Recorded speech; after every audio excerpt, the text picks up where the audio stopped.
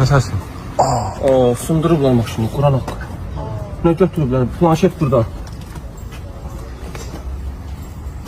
Bu ne ya?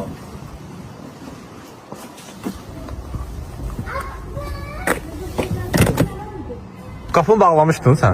Açılır bura. Ne var ya maşında? Pasport sumkalarımız gedib hamısını. Quran haqqı. O sumka aparıb o. Pasportlarımız gedib Allah haqqı. Quran andasın, pasport, sumka, her şey gedib.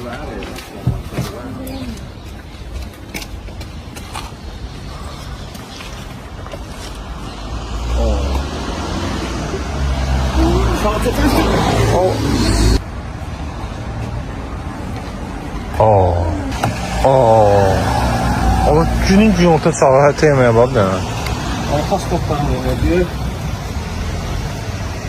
Polis şeyine gidelim de.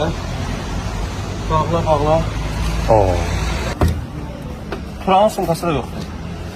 Məzərərsən ama. Kur'an sumkası da yok. Kur'an sumkası da yok. Məzərərsən ama. Amerika vizasızın hamısı içinde. Sən sındırırlar o.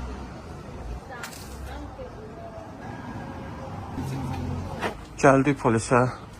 Çünkü polis işlemiyor bugün. Piazza Valeggio Street.